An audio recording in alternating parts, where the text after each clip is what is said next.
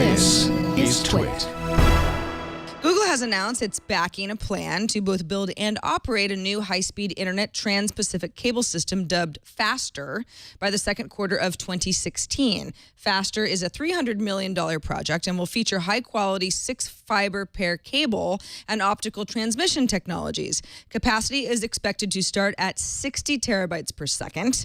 If you break it down, that's about 100 gigabytes times 100 wavelengths times 6 fiber pairs, and connect the U.S. with 2 locations in Japan at Chikura and Shima. FASTER will also feature connectivity to neighboring cable systems and extend the capacity beyond Japan to other Asian countries. Connections in the U.S. will extend the system to major West Coast hubs, Los Angeles, San Francisco, Portland, and Seattle. FASTER will also be managed by China Mobile International, China Telecom Global, Global Transit, KDDI, and Singtel. NEC will be the system supplier.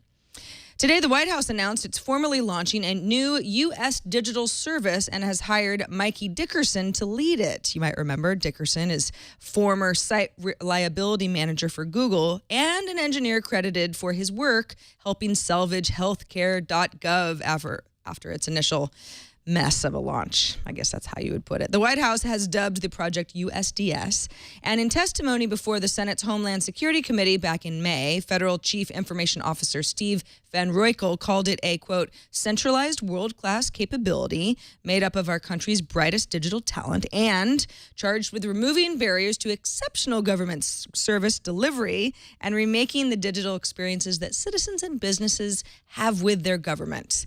He even says the ambition is to delight the customer. Okay. CBS CEO Les Moonves said in the company's most recent earnings call that CBS Studios is currently developing original TV series with streaming video services in mind.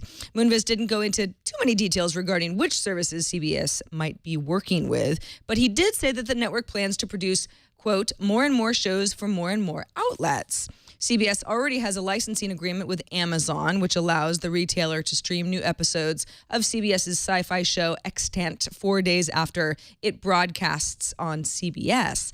But the new developments indicate that the network might be producing shows that will air solely on streaming services rather than the TV first, streaming second model it incorporates now.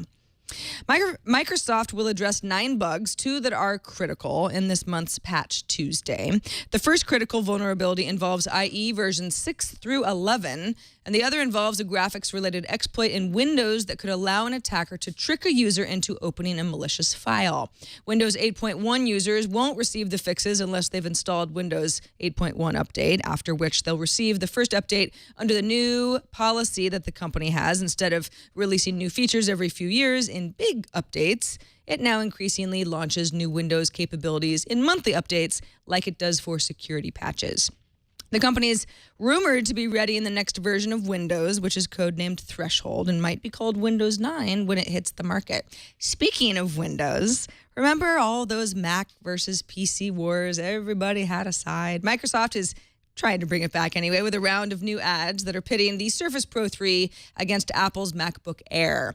There are 3 30-second spots in total, and they all center on the touchscreen and pen benefits of the Surface Pro 3 over the MacBook Air. Microsoft's original Surface Pro 3 ads focused on the features of the latest tablet, laptop hybrid, with the tagline of the tablet that can replace your laptop. The Surface Pro 3 is launching in 25 new countries on August 28th. In a weakening PC market, tablet chips are still really big business, which is why the delay of Intel's new Broadwell chip architecture and the company's new 14-nanometer manufacturing process has been a bit tough for industry giants from Microsoft to Dell to Apple, all of which depend on Intel's progress for their own products. Broadwell chips are finally expected later this year and into early 2015.